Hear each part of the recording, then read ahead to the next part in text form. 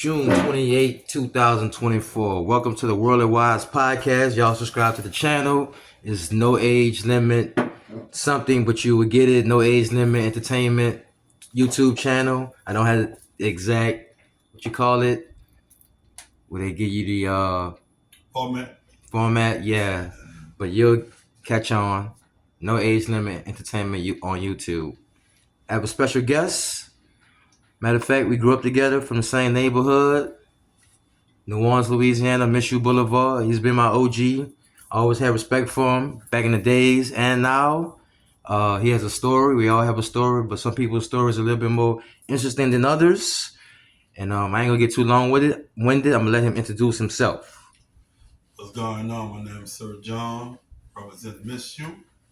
Michoud. New Orleans East, you know what I'm saying? Where's exactly is Michoud, and what part of New Orleans is that? Michoud is New Orleans East, you know what I'm saying? A lot of people might have heard the term Eastbeast, you know. Michoud is the very end of the East, you know. But it's a long story behind the part that Michoud played as I was growing up. You know, to be honest, what do Michoud mean, big bro? Do you know? Is there a meaning to it? You know what? I looked it up. A lot of it has something to do with French. A lot of stuff I looked up, you know. Okay. A long time ago, I know the street I stayed on, and a lot of streets back there usually have a French meaning behind it. You know, New Orleans have a lot of French in our culture, you know, like the French quarters and stuff like that. So a lot of it has something to do with French stuff. It's like the end. We was at the end, of, like you said, the end of the East. Yeah. Okay. Yeah, but you know what I'm gonna tell you about that. I'm not cutting you. I just want to break that down. Go ahead. A lot of people thought that because the East was the suburbs, you know, that it was to be looked upon as something different. But if you take somebody like Marshall Faulk, right, football player, Marshall Faulk grew up in the projects. You take somebody like Peyton Manning, he from New Orleans too, right? He grew up in a mansion because his daddy was an NFL football player. But what do the man that have from the suburbs and the man that grew up in the project have in common? They played the same game. Yeah. You know what I'm saying? So just because one person grew up in the suburbs and one person grew up in the project, common sense will tell you they're gonna play the same game, but some people overlook that, you know. And I think the East have been overlooked for years, you know. I don't know if it was out of jealousy or out of ignorance, but the East is just playing the same game, but it's coming more to the forefront, you know. Yeah. You know what I'm saying? But the East always did play the same game since I was a child. And we was far too. A lot of people didn't want to come in the East back in the days. You know what I'm saying? We was too far. We was yonder, you know. But you got to think of it though. Let me tell you. Ella May, she a singer, right? She from London, right? Ella May flew from London to shoot a video with Usher. Usher from Atlanta. You know how far London is from Atlanta? If she could fly all the way from London and get her bag in Atlanta, and you're in the same city, you mean tell me you just can't come to the outskirts to get your bag? Yeah. So what is something smart about that as a businessman or business person? That's not smart, you know? That distance, you know. People have long distance relationships, you know. So that's not smart not to be in the same city. Like I was just saying about leaving stones unturned, and leaving I's undotted, and leaving T's uncrossed. Yeah. And we was talking about that earlier. When you come from your hometown, you get the most hate, you get the most jealousy. You know, so being isolated, nothing wrong with being a little secluded every now and then. I'm gonna say this about that: jealousy, hate. The bad feeling usually come from something. We was talking about this, which you can't understand. I was explaining how if I was to call, you know, T-Mobile, let's say I wanted to pay my phone bill, right? And somebody answer the phone that's a foreigner, I can't really understand what they're saying, right? Out of frustration, I'm be like, oh man, she can understand what I'm saying, you know what I'm saying? So a lot of times we can't understand and will really frustrate us with people. But the Bible declares, I'm going to bring up the Bible, that understanding is an excellent spirit. So so a lot of the hate really come from things that people can't understand. Because what I understand is, if understanding is missing, what that means, misunderstanding. So that's where the bad spirit comes from. But if you set out to understand, like the Bible says, it's going to lead to a beautiful feeling. Yeah. So what is understanding? What is wisdom? What is that Wisdom, knowledge? What all that okay, goes look, hand in hand. the Bible said wisdom is sweet to the soul, right? Okay, now remember the first time you ate ice cream, it was sweet, right? When you was a child. And every time the ice cream truck ride through the neighborhood, what you did as a child, chase that wisdom down, chase that ice cream truck down with your money. Yeah. When you have wisdom, see, certain people in the game just have a lot of wisdom. Yeah. King Solomon had wisdom in the Bible, right? A queen came all the way from somewhere else to chase him down with gifts to give us some of the wisdom. Wow. So you ask God for wisdom. That's where the wealth comes from. Wisdom brings wealth. You know. Now knowledge, the Bible declares that a person that adds knowledge to themselves increase their strength. Okay, Floyd Mayweather's a boxer, right? Knowledge means what you know, right? Floyd Mayweather knows how to box, right? Have you ever lost a fight? He was a strong fighter, right? So the more you know, the stronger you get. So that's what knowledge, you know. That's what knowledge is. Now, the people that I remember, and then knowledge worth more than silver and gold.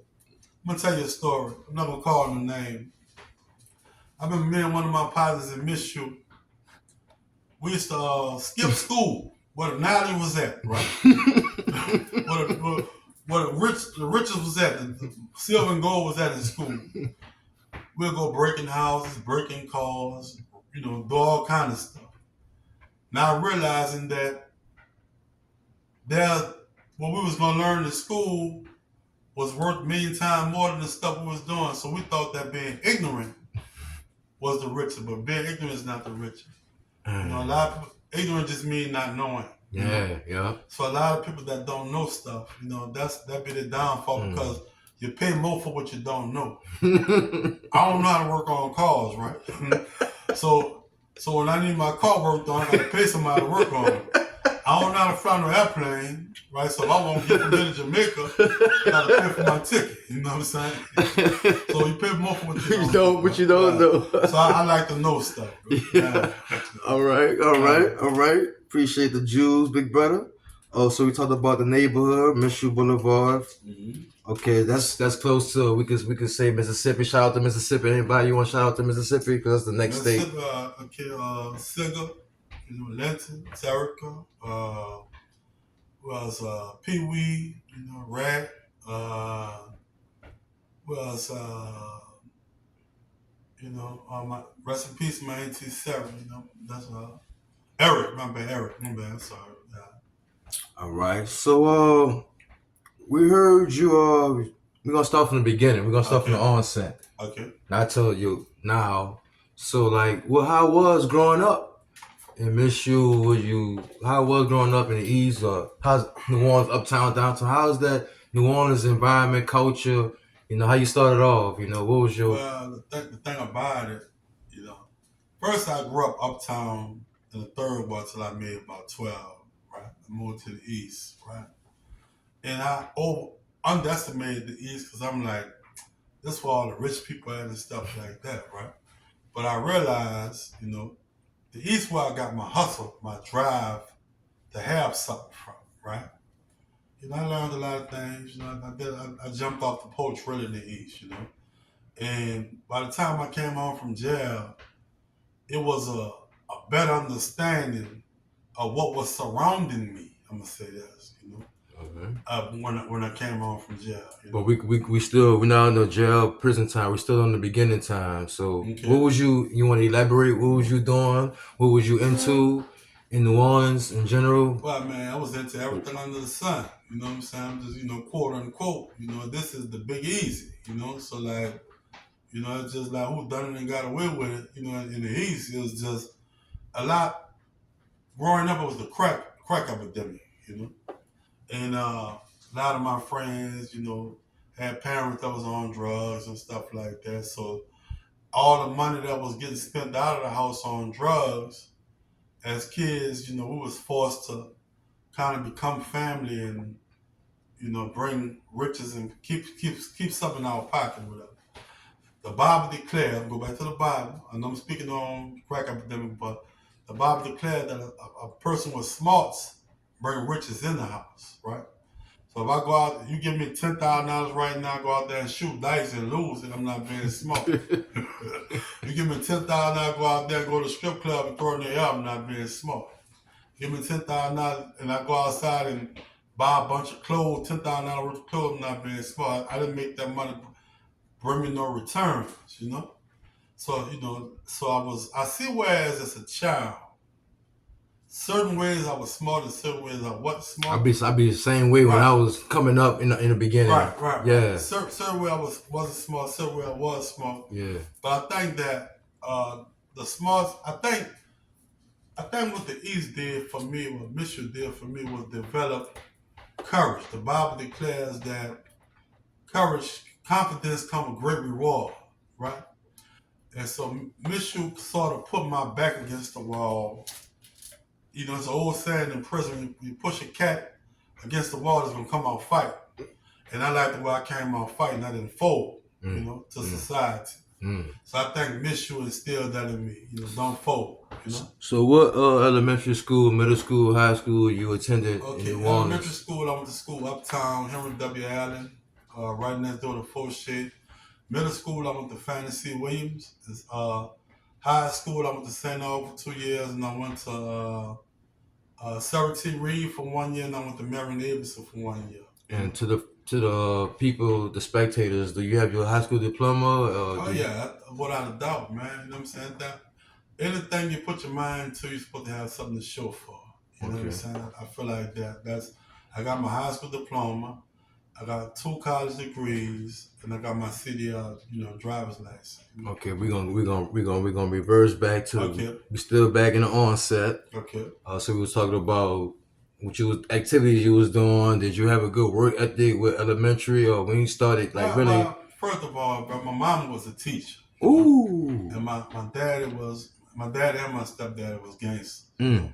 So certain shit just wasn't allowed. As far it was just don't come inside with no dumb shit. Yeah, how was your upbringing?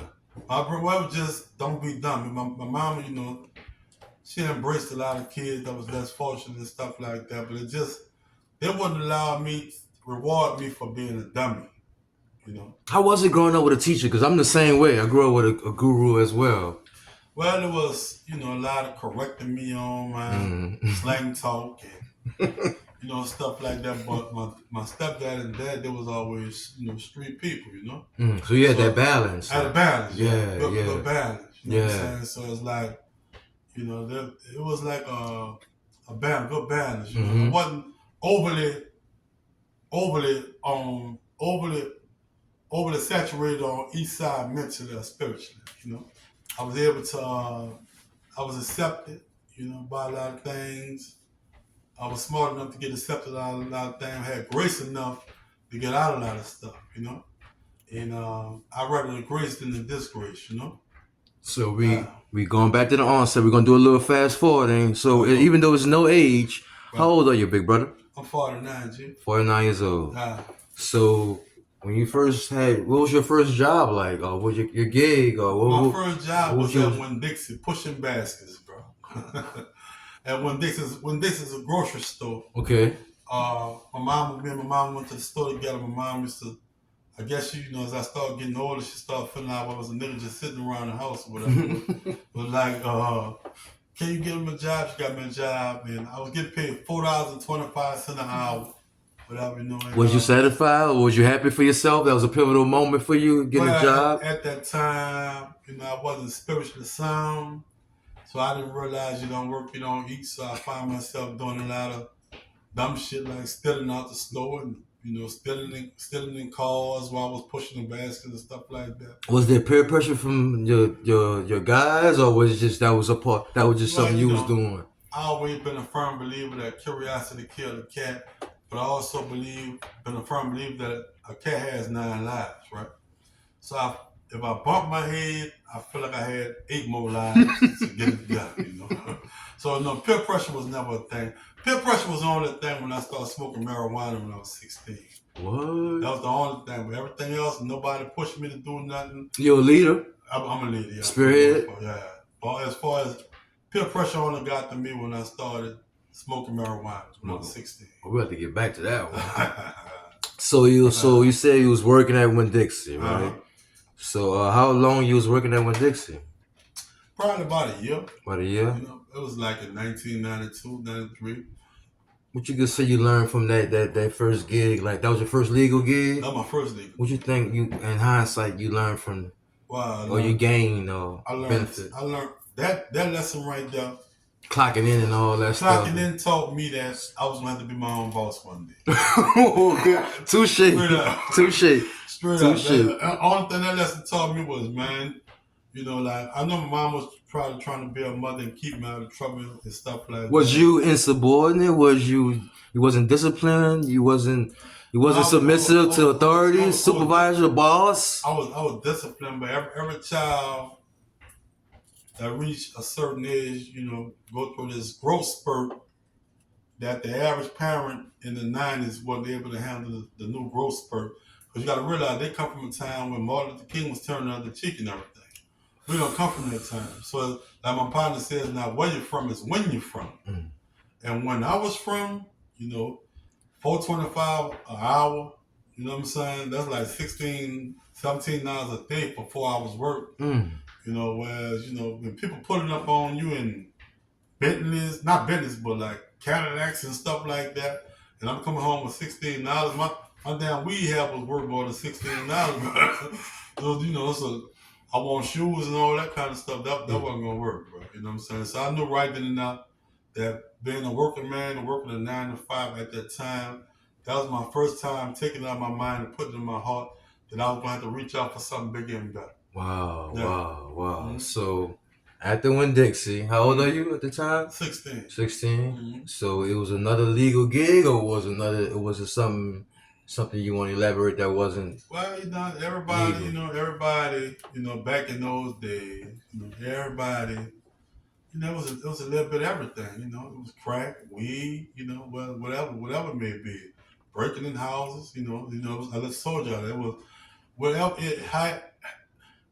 Easy come, easy go. I wanted to take it easy. So you dabbled in it? You engaged in that? Yeah, I engaged in a lot of that, yeah. What you gained out that besides money? What I gained out there besides money? Or profit? I gained my life at the age of 49. You know what I'm saying? Because I was so stupid at that age, not realizing I could have broken somebody's house, could have been sitting there waiting on me with a gun to blow me away. You know what I'm saying? So I gained a relationship with God, and I gained my life at 49 years old. You know what I'm saying? That's what I gained. I gained some experience. You know, I gained courage, but I used my courage for the right reasons. You know. So the next gig was in the streets. Let's get with the streets for years. You know for years. Yeah. So when you had was it a turning point you had? Turning point. Okay, my turning point. I never get a chance to really tell nobody this story. I'm glad you get. My turning point was when I was incarcerated, right? You wanna? I mean to cut you off. Is it okay if we can? You don't want to talk about the charges or what you did? No, okay, but you did your time. I did my time. Okay. So what was the turning point? How was that? The turning point was when I was incarcerated, and had some things I had to, you know, pray about and talk to God about when I was incarcerated. One of them in particular, I'm just say this here. I had a crush on Lisa Left-Eye Lopez, right? Rest in peace. And I used to always say, man, when I get home, I want to go. Either I was going to move to Chicago or Atlanta. Wow, confident man, right? Right. Real self-assurance going on over there, right? I was going to move to Chicago or Atlanta. And I remember my bar, rest in peace, Butch, he calls, he said, you home? I'm like, yeah. He's like, I'm in Atlanta, I'm about to come get you, right? I said, okay, cool. And I go in the barbershop. I stop at a gas station. I had to pay $100 a day to drive me around, right? Wow. And he said, let's stop at the gas station. I went and got some cigarettes. And I saw this lady in there. She had the number 80 on her arm, right? Now, I'm like, damn, I know that tattoo from somewhere, but I don't know, you know, who it is. Andre Rison jersey. So make a long story short, she ended up giving me her number. You know, just to make a long story short, I was scared. You know, I was like fresh, institutionalized in a new place, didn't know nothing about Atlanta. But God showed me a huge sign, you know. So I started looking at the signs, and I think another turning point was Brother Roosevelt. I didn't have no big brothers growing up. You know, the street was my big brother. You might want to give him a shout out, Yeah, man. shout out to Brother Roosevelt. I saw how he turned his life around, right? And I don't know, he used to stick out to me, you know. And when I was in jail, I could hear them words he used to try to tell me before I went in there. It stuck out to me, so I kept that close to my heart. You know, when you in a dark time, like at nighttime, only thing you want to see is the moonlight, right? So in a dark time like that, the only thing you want to see is the light. So the people that did shed light on me in the dark time, when I was doing my time, I just saw a lot of light that people was trying to shed on. Can you vocally say how much time you did? I did 5 years. And can you say that 5 years, what you was doing, what activity? Was you productive? Was you unproductive? Well, I'm going to say this. I always been curious, right? And I always find myself in a stage in life where I'm always trying to get better, right? So at the time, I did 2 years the first time, I did 3 years the second time. How did you consume your time? Well, what I did was I got up on the older, wiser people and asked questions. Ooh. And so I saw the older, wise people showed me where I was being foolish at. How you could pinpoint they was wiser, even though they old, you could probably pinpoint, but how you pinpointed they was wiser? I pinpointed because the points in any game that you win, you got to hit points, right? Any game that you win, as far as like spades or Basketball, or baseball, it was just a few points that was made, right? That kind of made me reflect on who I was and where I was at with it, and it just hit some points about where I was in life, in the road I was taking, and the points that they hit made me want to take another road, you know. So, that's all it was. So the wisdom, like you say, like the ice cream, like you gravitate towards. You could tell these person got wisdom because you gravitating towards them people, right? Well, the thing about it is, in order to be a stand-out guy, you first got to be a stand-up guy, right? Ooh. You know what I'm saying? So like, I always want to stand out, but you know, you won't get tested in that way. You gonna have to stand up. You know, like physically tested. Physically tested, yeah. Okay. Was you working out too, or I was working out, yeah, back in them days. You know, I was an athlete back then. You know, so like. You read books? Yeah, I read books. I read a lot of stuff. Put some fat in you. Files. You know, I read. Behold the horse, you know, I read all kinds of stuff. You put some fat in your head. Yeah, oh yeah, that's where it's at. I ain't come on no stupid slow stuff. Put some swelling in your melon, huh? Oh yeah, that's where it's at. So you was working out, you was reading, putting some fat in your head. Mm-hmm. You was building. Was you building rapport with God? Well, the thing was, see, that didn't come the first Jose, but. So for the people worldwide don't know what Jose mean, can you decode what Jose mean? Jose mean bed. They say bed everywhere else, you know. But the first Jose, that wasn't. I mean, some things stuck out as I got older or whatever. But the main thing I learned in jail, I think, was let me use a story for example out the hood. I miss you. I remember I was coming up, right? About 15, 16. Let's go out there and stand out there. Shortstop people, you know what that means? Nah, decode that. Shortstop mean like if I see a cell coming to you. Like a goalkeeper. Yeah, I'll be like, I try okay. to catch them before they get to your house when I was a kid, right? Okay. I was getting hungry, you know? And I remember one time, you know, as I was coming up, an older cat told me, he was calling the name, he said, man, I need y'all to go inside, right? Wow. You know, I said, for what? He said, man, it's about to go down around here, right? And when I came outside, like a day or two later, like 2 or 3 people got killed, right? So that's how God was, right? That was O.G told me to go inside. When I called my charge, I felt like God was putting me up while I go down. When I came home, like 30 or 40 niggas dead, right? You know what I'm saying? But I'm still here at the age of 49. So The same way the O.G told me to go inside, it's about to go down. That's the way God told me, man, I need you to go inside this jailhouse. It's about to go down. Wow. Right? Intuition premonition. What's my what? Intuition premonition, like that's what I said, right. Yeah. Right. So we back. So you was doing time, you read, you worked out. And so when the spirituality kicked in, like, well, I told you, it's spirituality really always been there since I was a kid. Were you brought up like going to church, the tabernacle, to pray on Sundays, and Baptist or Catholic? How you was brought up for the religion? Sanctified, Kojic, What's that? Kojic, yes. Church of God in Christ, But I turned in a different direction. You know what I'm saying? I was telling a story on Facebook the other day. I remember one time my grandmother was living in the third ward. My grandmother told us, don't leave from in front of this house, right? I'll go down the street, right? And me and my cousins, we snuck off down the street. My grandma pulled up in a Cadillac, beat our ass all the way back to the house, right? We crying. So that's how God did me, right? Yeah. My mom and them tried to put me in church when I was a baby. I got old, I started, living from in front of the church house. And God, skilled my name, beat my ass all the way back to the church. Wow. That, what my grandma did, That's what really happened, So what made you your turning point were like, what is God do exist? Like, well, I just told you, when I met Lisa Lopez, right? Mm-hmm. One day I was on a train coming home from Atlanta, right?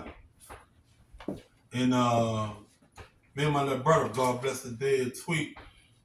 I looked at a map of, I wonder where this train go, right?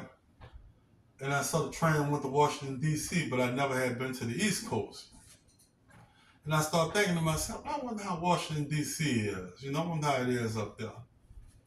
About 2 weeks later, Hurricane Katrina happened. They saved me out the house, put me on a plane, and me, my friend, and two of my brothers ended up in Washington, D.C. So God used to wink at me a lot, growing up. Wink at me, but I can't play like I did the scene, I'd be, a whole ass nigga to lie to y'all like I don't see, when I was getting the message. I was just getting the message. So I'm gonna put it like this question like this. So when was it when you started believing spiritual, like when you started renewing your mind? Well, when I got to DC. DC, yeah. Yeah, how was that? The renewal. The renewal. It was a spiritual awakening. You know what I'm saying? It was some things I wasn't aware of when I was down here that they opened my eyes to. Not going into detail. Yeah. But it was some things I wasn't aware of. It was some books that was put in my hand. It was this feeling I got from going in the direction I was going. Yeah. It's just like food for the pack, right? Which can you decipher that? It's food for the pack? Yeah. One wolf might go out there and kill a bear, but 10 or 12 wolves might eat that one bear. Or he might bring the food back to his pack of wolves, Yeah. So I guess when I got to DC and what they put on my brain, on my top, that was food for the pack right there. Yeah. And well, from my experience, it's a beautiful feeling, the way that when you renew and regenerate. Like, for example, like our culture would be like, you don't want to catch the bus back in the days. Right. How foolish that was. Right. In order to pinpoint a fool, at once upon a time, I was a fool. Right. You see what I'm saying? Well, I was wrong catching the bus. Right. So that renewal for me is good. Right. Now, but it ain't about me. Like how the renewal, the reform, that change them. Because people think we change, we don't change, but the renewal. Oh, well, you gotta realize what you just said. You said renew, right? Let me tell you something. See, the word gospel means good what? Good news, right? You know what I'm saying? Right. So to get the good news, you got to first renew your mind. Mm-hmm. You know what I'm saying? The Bible said renew. The word read means something that happened over and over again. Maybe relearn, reread. Right, so that read means something that's going to happen over and over again. So I guess it's sort of like that movie Belly, right? So he picked up them books and he couldn't put it down. Like, he kept it in his brain. Right. It was sort of like that. Now, don't get me wrong. I'm not perfect. I still, drink, still smoke my cigarettes and everything like that. But I realize it's a bigger battle than bringing home the beef. I'd rather bring home the bacon. You know what I'm saying? That's where it really is at. And I realized, I heard God speak to me and told me one time. He said, "Money is found in agreements, not disagreement." Right? Can you decode that Okay. for us dense? For me being dense. What I mean by that is, okay, Cash Money Records signed a $30 million agreement, right, with Universal. Drew Brees signed probably a $65 million agreement with New Orleans Saints, right? No Limit signed a $30 million agreement with Priority Records, right? Real money, man. The money found in agreements, not disagreement. You know what I'm saying? So, like, at one point in my life, I was always somebody to get into a lot of disagreements. Always rather stand up and drop my nuts. I'm disagreeing with, but no money's found in that. You know what I'm saying? Real hustlers, you're going to find something they can agree upon. You know what I'm saying? Yeah. So that when I saw that, I realized, I said, damn, when I was in jail, I think I was about 18 years old and I told myself this. I said, damn, because when I was in jail, Tupac and Biggie was beefing, right? And I said, damn, I wonder how much money they would have made if they would have squashed that beef and came out with an album together, right? Yeah. You know what I'm saying? So money is found in agreements, you know what I'm saying? Not disagreement. In harmony, in accordance. So that's what made me humble. Not that I'm no softest cotton dude. Yeah. I just always have my mind on money, So like you said, the renewal, that takes a lot, from my experience, it took a lot of courage. Right. So people going to look at you different, because I look at it like the renewal, resilient, reform, reinvention, reinforcement. You know what I mean? Like the RE, right. You know what I'm saying? It's important. Refinance, you know what I mean? So it take a lot of courage before as the character. So well, I know you're a leader, but so the courage wasn't being valiant and brave was no problem for you to be bold, because God said be bold, right? But you know what? Let me tell you something. You gotta be bold, but sometimes you can have nuts with no brains, right? I can hit myself in the head with a hammer 100 times, right? I might prove that I'm tough, but I'm also proving that I'm stupid. You know what I'm saying? So like, it don't matter how tough I am if I can't get from point A to point B with that toughness. A lot of people tough. You know what I'm saying? At this rate, this date and time, I don't put nothing past nobody as far as how tough they can be. You know what I'm saying? Because you can take somebody from a lesson. The Bible said that the first will be last and the last will be first. At one time, New Orleans was coming in dead last with this rap shit. Now where we at on the map? First, right? You know what I'm saying? It was dead last. So the Bible always gonna ring true. And the real G, you know what I'm saying? If you ain't got the spirit, mind, body, and soul, you ain't got the soul right, it ain't gonna be right, bro. You know what I'm saying? Soul got to get right, bro. So they say, well, from my experience, I'm interviewing you, but it's not about me, but they say that, those who know don't talk. Those who talk don't know. Well, I'm gonna say this. And the more you know, the more you don't know. Well, I'm gonna say this about that. And that was a good curveball. I'm gonna say this up. If I didn't know, I couldn't stand strong on it, right? Because a man that had knowledge increases strength. And me, if you ask me about a rugby game, I can't tell you shit about it because I don't know about it, right? But I can tell you what I know. You know what I'm saying? Like my daddy said, you can learn a lot from a dummy, Yeah. I can tell you what I know. Right. You know what I'm saying? And then if I didn't know, I wouldn't even open my mouth. I ask questions if I don't know. If I know for a fact, I'm going to stand on what I know. That's just, the New Orleans in me, I'm going to stand on what I know, yeah. But, so we're going back to, you did time. You came, now you out. Right. Now you out. How old were you when you got out? The last time was 24, 25, something like that. So what was your renewal? What mission? Okay. My renewal was, I noticed when I was in jail, right?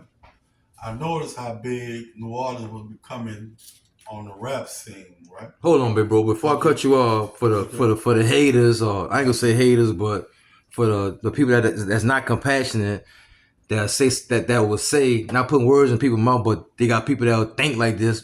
How much you did 5 years? That ain't nothing. Right. So you just rationalize for people that think like 5 years is, and man, that people ain't really been there. And well, I'm gonna say this here.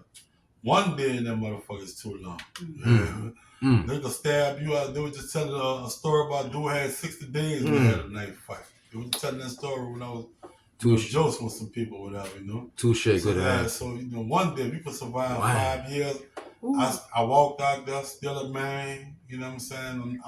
You don't see me wearing purses and all that. I don't have nothing. And people that do, but I came out still a man, all bought. You know what I'm saying? Okay. So to get back to your point, I think the point you was making was you out now. I'm out, yeah. You're out now.